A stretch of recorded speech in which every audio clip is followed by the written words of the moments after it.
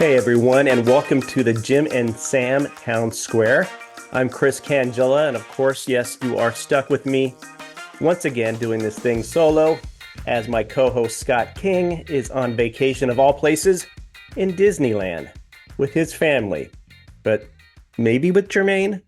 No, he's not with Jermaine. He's with his family, and he'll be back next week. So I gotta tell you, Scott is gonna be so disappointed.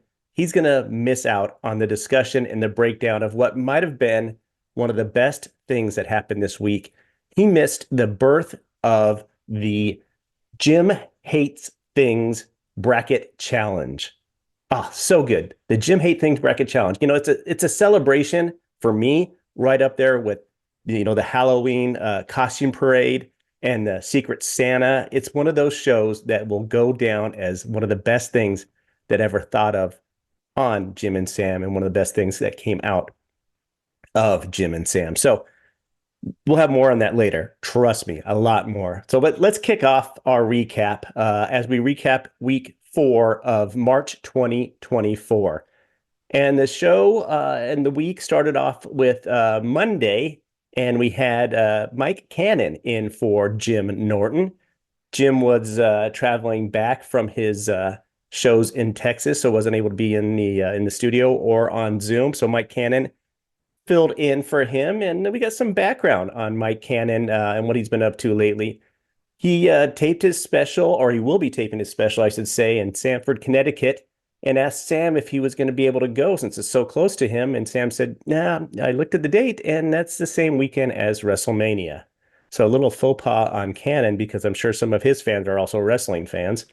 So Sam won't be there, but Mike's family probably will be. He mentioned that he, his family, and some of his friends went to medieval times for his birthday.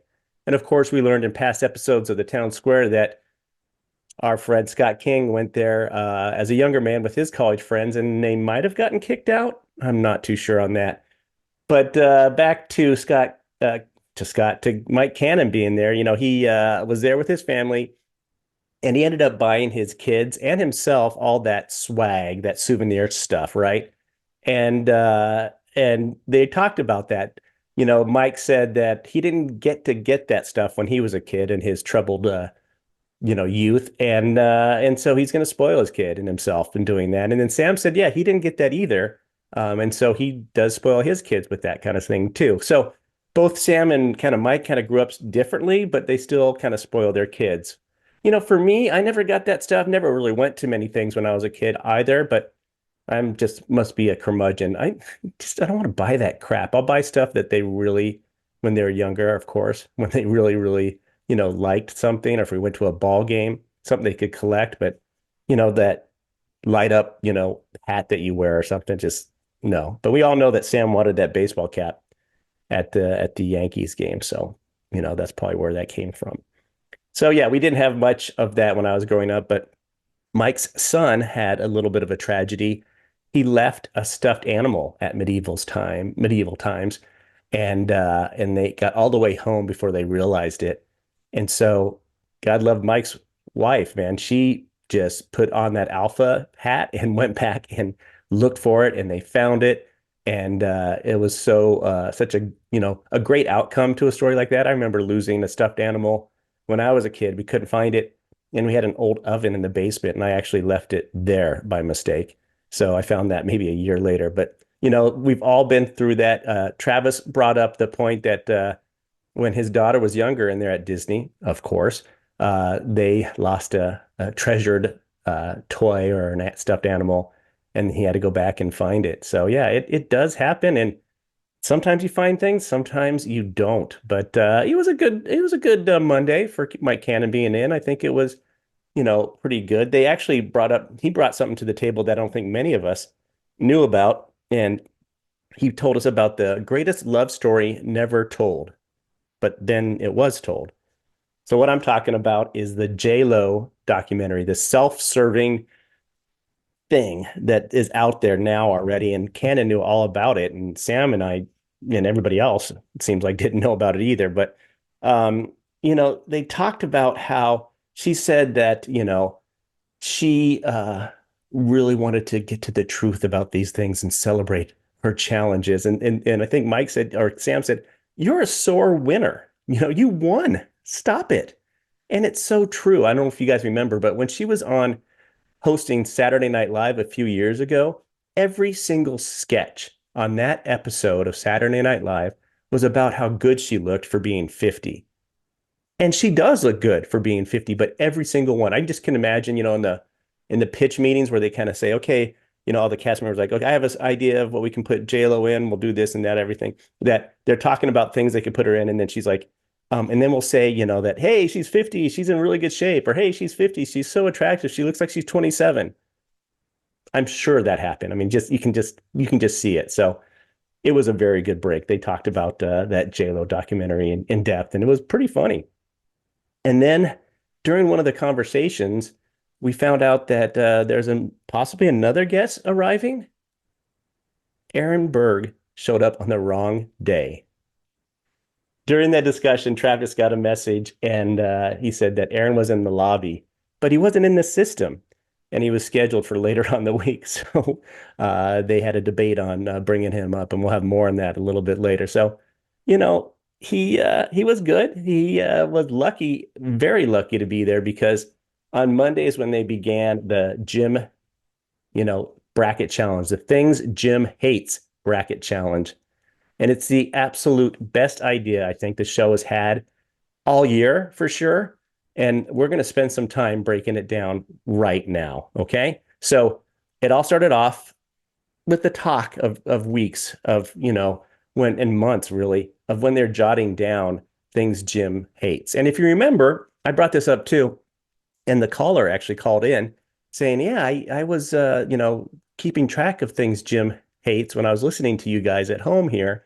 And this is going back even a year or so and writing them all down. And I think I mentioned to Scott, like Jim should do a book or someone should do a book on that. Well, they took all these things that Jim hates that they were recording in the studio, and Travis put together this bracket, this fabulous bracket, just to go along with March Madness that we're in right now.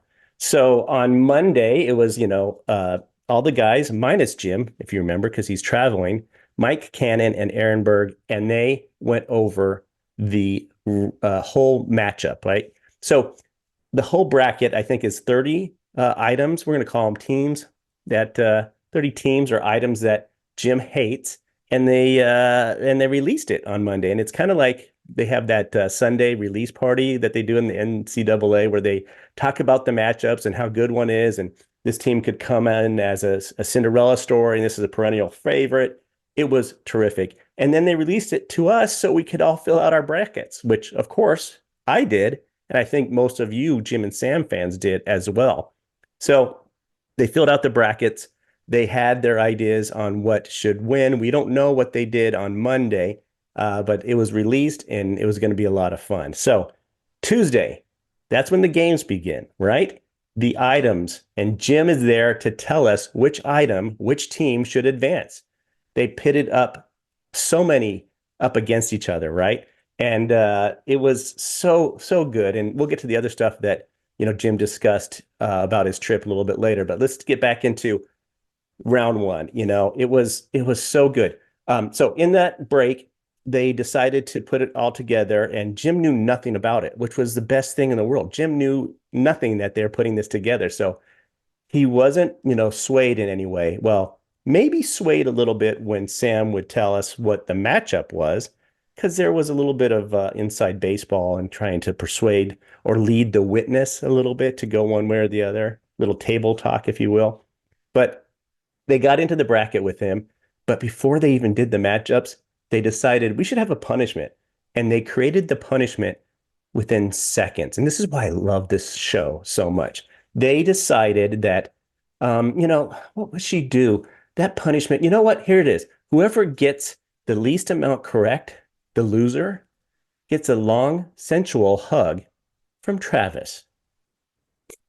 I love it. A long, sensual hug from Travis. And if Travis is the overall loser, he has to hug himself sensually. Boom, quick, funny, and it stood the test of time. It's going to be there the whole week.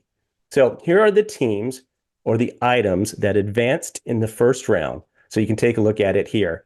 Of course, there are two buys with the press and the squatters not having to compete in round one.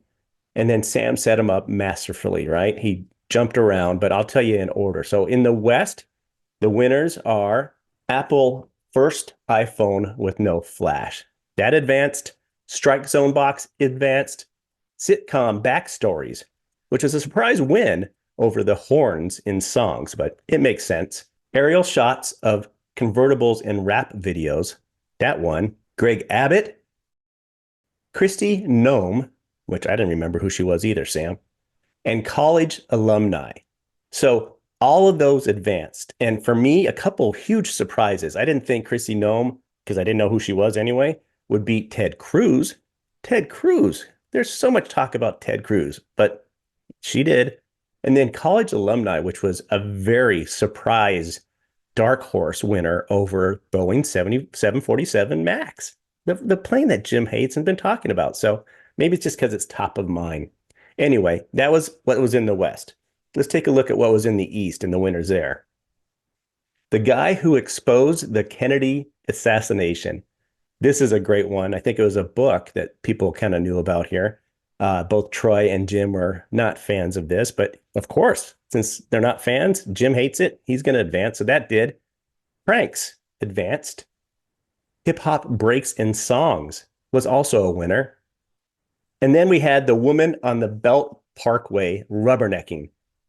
That one. Now, I forgot about this story. How could I? But incredibly, I did. And that's probably why I screwed this one up. But that one moved ahead, and Jim had a great explanation on that. Another winner, Governor Hochul, of course. Jim has talked about her for years. And then we had Ron DeSantis winning, and outdoor music was a big winner. So not a huge surprise on a lot of those. I was kind of surprised a little bit by outdoor music, but that was that side of the bracket. So such a good break, so wonderful. They got through it all, and then they kind of went through where everybody stood. So there were actually 14. You could get the best out of 14. So 14 winners, if you will. I got 8 right and 6 wrong. I'm not sure how everybody else did, but I could tell you that Sam did the worst in this round, and Travis was incredibly doing the best. So I guess, the terms of service thing didn't really, screw him up from not knowing what Jim hates the most. Plus, he put together the bracket, so he has a little inside information there, maybe. But I was surprised that the sitcom backstories advanced. I didn't think about it, and Jim made a good point. He described each one that he judged and how it affected him specifically in his work or in his life. And of course, he hates stupid writer room information where they're putting this backstory. And then I forgot when stars go on like the Tonight Show and they go, it's interesting. Something happened to me that blah, blah, blah. And Jim goes, no, it didn't. That didn't happen. You're just making up stuff. So that kind of got some of that backstory things on how that is. So I think Travis was fantastic and not only putting this together, but winning week 1. So they didn't do anything on Wednesday with it. They had a loaded show with guests and whatnot. So they moved on to Thursday and the Sweet 16. So it was another great continuation. We're all anticipating when we do it. And they didn't miss a beat. Jim did interrupt it a couple of times because he had to go to the bathroom. Surprise, right? Shocker that he had to interrupt it. But, they just got back from a break. He went to the bathroom, literally went over 2 or 3 of them. He had to go to the bathroom. Go over another 2 or 3, he had to go to the bathroom. Like, what is going on with this guy? But yeah, that happens, and we're kind of used to it. But they gave the guys a time when Jim was away at the bathroom to break down their hits and misses and what they thought was a surprise and that kind of stuff. So I actually appreciated that Jim was away so they could discuss it freely. But before they even got into it, earlier that day on Thursday, Sam used the news of the day and of the week, really, unbeknownst to Jim, to kind of set up where this bracket was going. Like he talked about DeSantis signing the new anti-squatters law, so that's going to be 2 players right there that are going to be affected by that new part of information released in the news of the day. And then, of course, the recent toll issues at New York City is enforcing and that people hate, and that's Governor Hochul. So we'll see how that goes. Anyway, so let's go over who advanced in the West and the intro of the teams and the ones that got byes was fantastic. So one of those that got a bye was the Press. And of course, the Press is going to advance, but it was a little bit concerning at times because it was up against Apple iPhone and the Flash on the Apple iPhone. Next advancement, sitcom backstories. Sitcom backstories was a clear winner and moved on. A lot of us had that wrong. And then this one was a little bit of an upset, I think, but Greg Abbott moved on as well. So that was kind of interesting. And of course, college alumni, which I think would probably be a Cinderella team in this whole tournament, advanced in this, the Sweet 16. I thought it was another great thing. So those guys were in the West. Let's move on to the East. The other bye in the East was the Squatters. Of course, that's going to advance.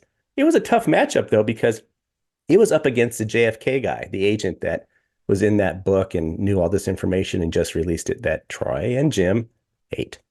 So, yeah, Squatters, battled with him, and it was closer than I thought. But, yeah, Squatters definitely won. And then hip hop breaks. Hip hop breaks and songs advanced as well. Governor Hochul advanced again.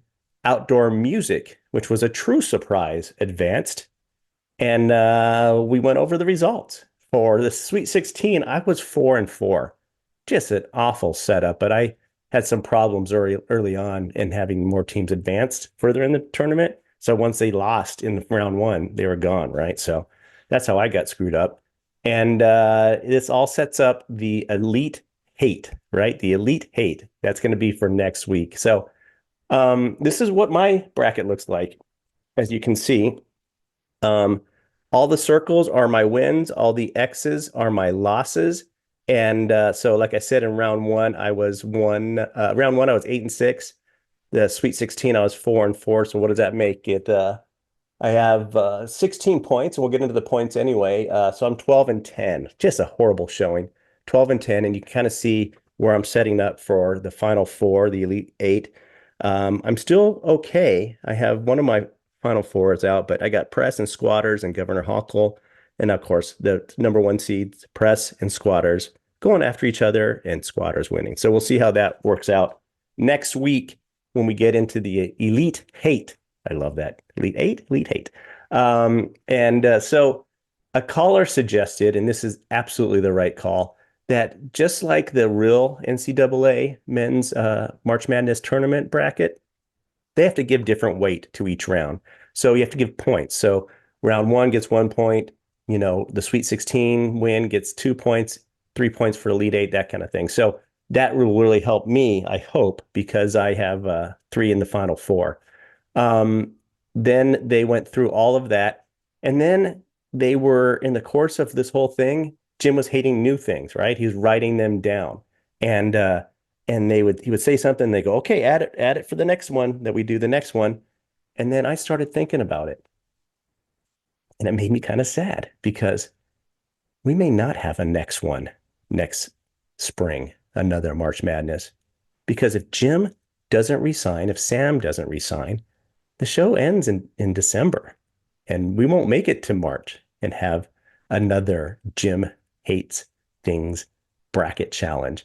And it won't happen. And it makes me kind of sad. So I'm thinking maybe they could do it in December if they don't resign, but we need it no matter what, because there'll be a full 64 matchups or 64 teams or items, I should say, for that full bracket challenge. So please either resign, guys, which we all want, or do it in December. And then we have, like I said, on Monday, they're going to do the Elite Hate, and we'll have a guest in studio for that. This is going to be crazy. Voss. Voss will be in studio following along. At least he knows gambling a little bit. I don't know how much he is on sports, but the continuation of this incredible show staple Monday. I can't wait. Can't wait. So good. What an incredible thing that they did with this. And it came out of nowhere, really, but a lot of hard work went into it. Thank you, Travis. It is up there with Secret Santa and the Halloween show. I absolutely loved it. And I know many of you did. And if you haven't done the bracket, go ahead and fill it out. and then go back and listen, see what you think. But I kind of told you the answer, so sorry about that. Anyway, let's get into some other items of note from this week. Um, Jim had a new song, and I can't, no, I'm not sure if I can remember exactly how it went. So give me a thing. You got me all tuckered out. That hurt my throat. That really did hurt. He sang, "You got me all tuckered out." In it's like a country thing, and it goes, after that he goes, all this fussing and fighting got me all tuckered out. I don't know if that's a rhythm or the melody, but listen to it. It was in during the bracket challenge on Thursday that he brought that up. Maybe we'll hear more of it. But it was pretty funny. And then, of course, he shared some of it in the show, but he mentioned it earlier in the show, so that was kind of cool. All right, so the next thing he talked about, which I thought was terrific, was how, you know, he can't even place this, but it seems that Kiss posters might be going up on the wall where stains once were or are. So let me tell you all about that. Jim mentioned that someone who he lives with, which I love when he says that, Nikki, of course, that Nikki maybe stained the walls. I think it might have been with candle wax or some kind of liquid wax or something that got on the wall. And she tried to clean it with water, right? And not a chemical, but water and maybe a towel and rubbing the wall. Well, that paint on the wall got all screwed up and they're going to have to get it repainted. And I think because they probably have a matte finish on the wall with that paint. And so when you rub the paint, and the paint is water-based, right? It's not an oil-based paint, it's a latex water-based paint. When you rub it on a matte finish, it goes away. If it had some gloss on it, like you'd have in a bathroom, that would be able to clean up really easy. But if you have a matte finish, you can't rub it at all. It's bad. So, I think that it's going to be an ongoing thing for our, domesticated Jimmy. But Sam was terrific. He said that he loves consequences, right? And he suggested that if this happens again, that maybe a Kiss poster should replace the stain. Let's see if Jim agrees. Nikki said that she screwed the wall up, but honestly, I can't see it at all. Oh, that's right. This is what my wife does on a freshly painted wall. Paint. It's the weirdest. How did you get water on here?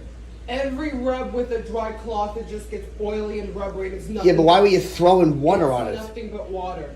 Thanks for nothing. Kiss poster coming up. No, it's I absolutely love to hear what happens on the show and then see it later in Jim or Sam's posts.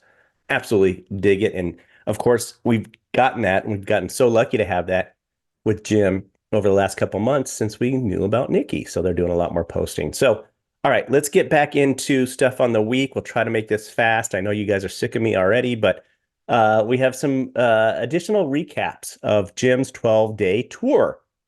He had some news stories where he talked about he had some T-shirts at the hotel that he was staying in and wanted the laundry to take care of them for him. So he called down, he got it all set up, and then he realized, like, I haven't received those shirts back. He was getting upset. So he kept on calling the manager, where are my shirts? Where am I? And they're looking for him and everything.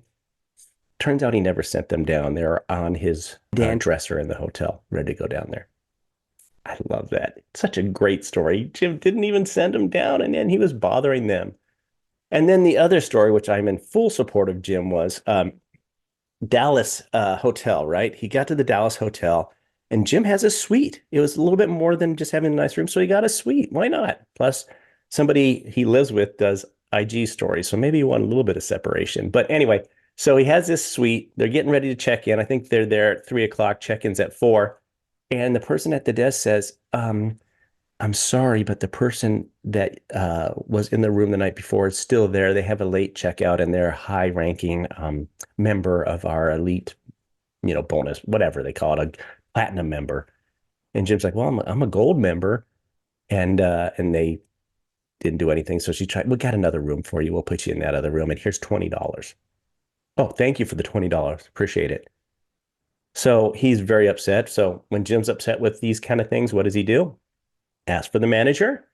Well, the desk manager was right next to him. Like, no, no, no, I want the property manager. I want the hotel manager. So he got the hotel manager on the phone and told him the situation. And guess what? The hotel manager was able to find another suite in that same hotel that was not occupied. Amazing how the desk assistant couldn't do that.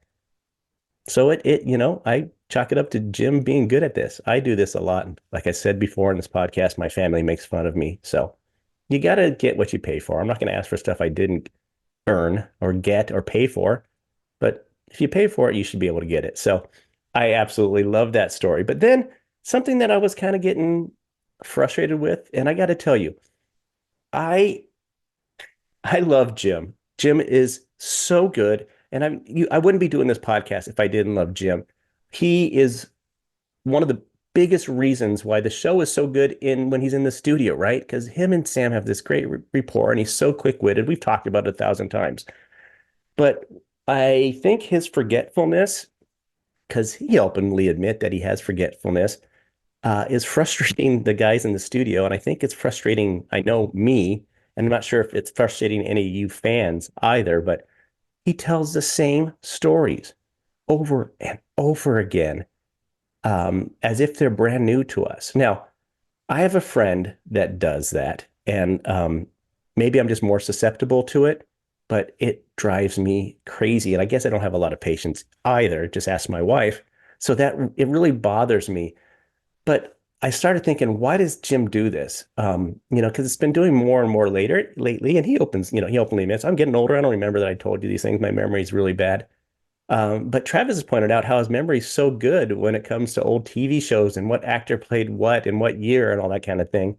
So maybe it's just this short-term memory thing. And plus, he's also been talking to a lot of people, a lot of podcasts, right?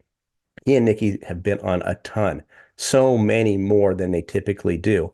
So it's easy for him, he even did our podcast, right? It's easy for him to forget who he told what and when. So I'll give him a pass on that.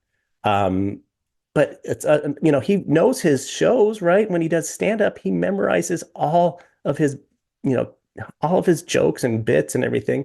So I don't know, maybe it's not a cognitive thing like, some people that are running for president may have.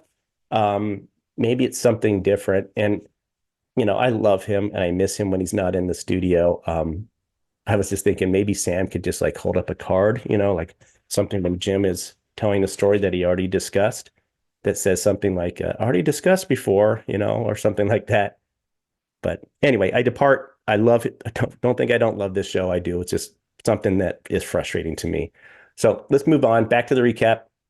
Jim told us about Mitch McConnell's sisters drowning.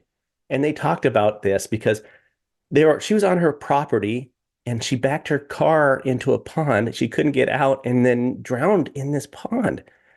And, because the pressure, I guess, when you go in, when the car goes underwater, there's water pressure on there and you can't open the door or even unroll the window, maybe because it's electronic or because that same pressure.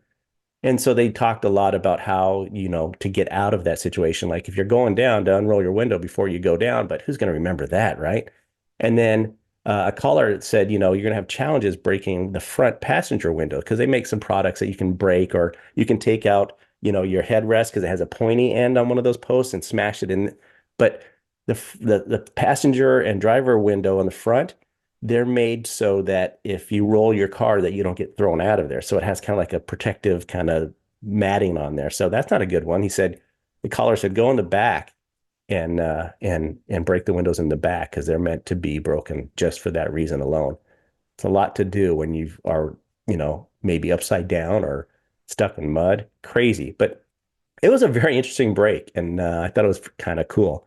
And then they got into the break about the Tennessee police officers settlement. Now, you guys remember the Tennessee police officer, this female officer, and this huge scandal about her having sex while on duty with pretty much every officer in the department. I mean, as far as I know, I wasn't there, but she had sex with the officers in the department except for maybe one of them, and that's probably the guy that blew the whistle and got this whole thing out in the open. But she got a settlement for $500,000 from Tennessee, from the city maybe that she was working in. Why? She claimed that she was groomed for this, but you know, she seemed to be an active participant. So I don't know how she got $500,000 on that. Sam and Travis were also comparing her husband, who was stuck with her through this whole thing, that her husband reminded them of BJ from the Righteous Gemstones. And that was perfect because they kept on using his voice and talking like him. And it was such a great observation and bit. And then, of course, Jim said she looked like Radar from MASH. Right, because Jim thinks everything goes back to MASH. And I'm not going to fault him for that because I'm as old as Jim and I love MASH too. All right, let's go on to something else here. Seems like Hot Dog is still annoying. What a surprise, right? He was in early on Wednesday when Giancarlo Esposito, I think I'm saying his name right, Gus Fringe from Breaking Bad, that actor. He's so good. And he was in Star Wars and did so many things. But anyway, his interview was on Wednesday. So Hot Dog was in early for that to get set up, but not enough time, it seemed. They talked about a story of recent that Jim said that he had Hot Dog shoot something for him, and Hot Dog forgot the tripod for his camera. I can't. And then after the interview with Giancarlo, they found out that one of his cameras was out of focus the whole time. Troy said he noticed it. And of course, Hot Dog had some comment about the f-stop and it's not, and I'll wait until I do my magic and editing. Well, you've heard the shit in, shit out, right? If it's crap going into the camera, you can't fix much of it. Some things you can, but you can't fix much of it. Like if something's underexposed, you can boost it up a little bit. But if it's overexposed and all white, you can't make that any better, not much better. So I'm not sure how he's going to fix stuff that's out of focus. He said he was only 20 seconds out of focus, but everybody claimed more. And then one of his cameras powered off during the interview because it wasn't made to record video. It's made to shoot stills. Then why are you using it? And Hot Dog didn't even know which one it was. I I don't know, man. I have one question for Sam. Why? Why, Sam? Why do you keep on using this, in my opinion, idiot? Yeah, I understand he's your friend, even though he said that, and they're like, he's your friend. You have him on the other show. He's entertaining. I would just be so frustrated with his ability. They're in New York, man. They're in New York. They have so many talented shooters and editors that they could work with. Why do you have to choose this guy? Sorry, Sam. I just don't understand it. I'm not a big fan, as you all know, about Hot Dog. So it makes that story about, 7-Eleven coming out with a hot dog flavored water to me even more disgusting. And I didn't think that was possible. All right, so we're running out of time. Let's do some quick hits here. Some things that they talked about. They talked about the Quiet on the Set Dan Schneider documentary. Jim said the opportunity to watch it took place recently, and he only got through half of the first episode and was complaining about it and didn't want to watch it anymore. He said that they kept on saying it wasn't, the things that were happening weren't a big deal. He thought they weren't a big deal. And why do they have to show it? She sprays water on her face, or, silly string gets shot in her face. That's not a big deal. Why do they have to show it?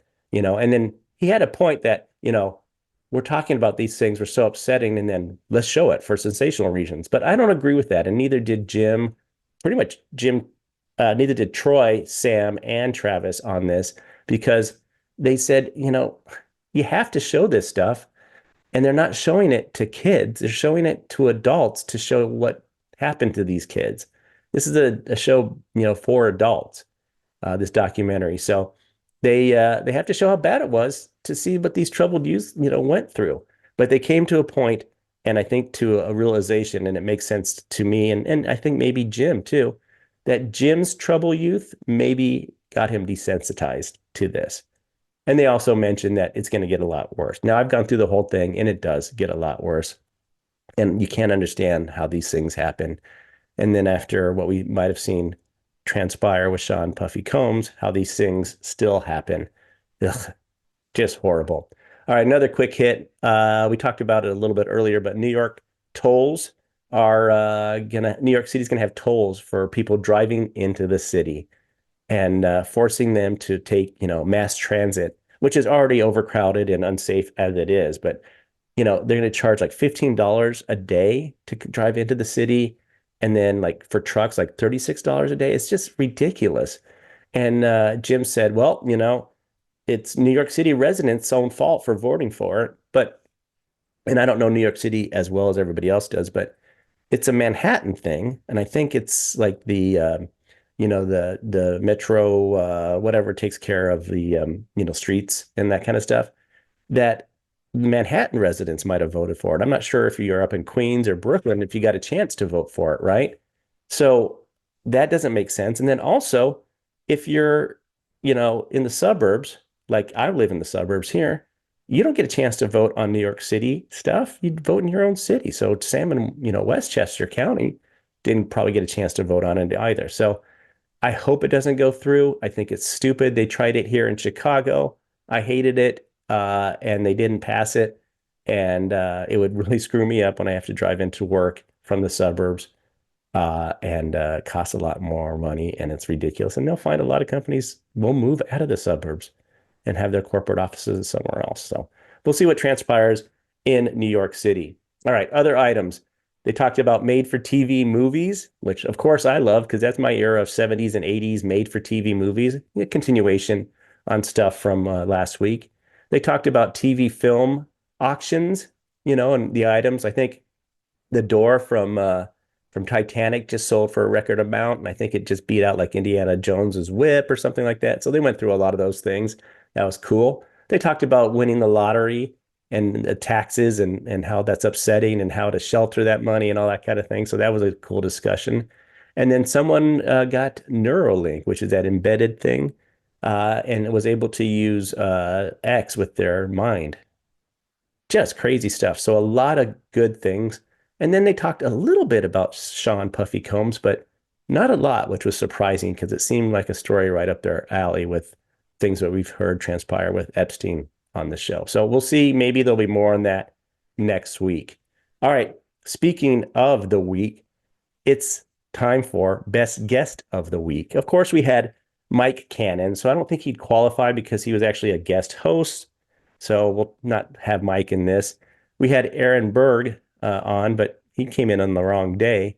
But they, let him join in on the fun with the bracket challenge. And they did have a really funny thing that they brought up in discussing about, having him come up because I guess you have to be on the system and Travis has to put you on the system when you check in, and he wasn't on the system, and, he's trying to check in and couldn't. So he mentioned, he let Travis know that he's in the lobby. And so they discussed maybe, could we let him up, or would it be funnier if we just sent him home? He came in all this way and we just sent him home and then had to deal with that. And then, of course, that would have incredible stories and that'd be really extremely funny. And I think it would be funnier, but I think, they like Aaron, so they just had him up, and he was lucky because he got to partake in the gym challenge, right? So let's move on to the real guest of the week. And of course, this guy is going to win because, although we love the comics that come on the show, this is our first big star that we've had on in a long time, I think. So Giancarlo Esposito, who played Gus in Breaking Bad, and Moff Gideon, I think it was, in the Star Wars stuff with the Mandalorian, and a lot of different things. He was in a lot of different shows and all those things. They had a great, great interview with him. He was incredibly honest, just a real guy. He talked about his craft, but not in a snooty way, just how he prepares for things and, about being Gus and then trying to let Gus go, when he's away from Gus mode. It was really interesting. And I got to tell you, Jim and Sam ask such good questions. We've talked about that many times. These guys ask really good, insightful questions because they're not like, just on the project that they're working on. They're in depth. They've done research, or if not, they know about different things that would be interesting to us listeners. So it's worth a re-listen if you get there. I would recommend it. So Giancarlo, best guest of the week. Let's move on to line of the week. And I'm just going to do one quick one here for you. they were talking about the issues with the 737 MAX, of course, right? And that Boeing and the executives there were kind of stepping down in, in light of all these problems and the stock going down. And Travis mentioned that, the maintenance and the assembly issues, that some of the airlines are finding tools still left on the plane. And Sam was really quick saying, yeah, well, that's just, why don't, he said, when you sit on the plane, why don't you just get off? I screwed up that line, so let me say it again. Yeah, that's just when you sit on the plane and won't get off. That was the line. And it's so good because Travis is a tool. So why doesn't he leave the plane? Sam's really quick. I am not. I thought that was a fabulous line. So that is my line of the week. Let's get into the last item before we wrap it up for this week. They, of course, discussed the Baltimore bridge collapse and that horrible, horrible event that took place this week. And they went into some great detail. But my best takeaway is that the Baltimore bridge might be the new terms of service discussion. And I'll explain. On Tuesday, Jim mentioned that somebody was either doomed by their schedule or saved by the schedule. So if they're running late and they didn't get to the bridge when they're supposed to, they didn't perish, right? Or if they're running early and they got to the bridge when they shouldn't be, they might have perished. That was an interesting kind of take. So they're either, screwed up or saved by their schedule. But then later on, they were talking about how Jim questioned if there were cars on the bridge, right? When it collapsed. Were there cars on there? And Sam was quick to shut him down and say, no, that there are no cars on there. And Jim said, okay, and Sam kind of made Jim feel stupid. But Jim claims, and here's a controversy, that he told Sam that the cars were stopped from going on the bridge earlier that week. And I'm not sure if we knew that yet, but Jim said, yeah, the cars were stopped from, maybe someone stopped them from going on the bridge. And Sam said, no, that I didn't tell you that then. And Jim and him had a kind of like discussion about it. And Jim said, I'd like an apology. And Sam said he wouldn't give him an apology. And just like the Secret Santa show, at the very end of that show, and he apologized to Travis right before they went on break. And Travis, I'm sorry about the thing or whatever he said, even though you were wrong or something like that. Well, Jim did that now, saying that there were cars or there weren't cars. I can't remember. We'll find out on Monday where this goes because Sam's going to do some research and see what we talked about. But, he apologized or he didn't apologize or he needs an apology. It's going to be a great show. And we'll see how that all turns out next week. And we're going to see how we turn out next week when Scott King finally returns and allows me to not have to do the heavy lifting on this because it's not easy, as you well know. But we'll be back to full strength next week in the town square.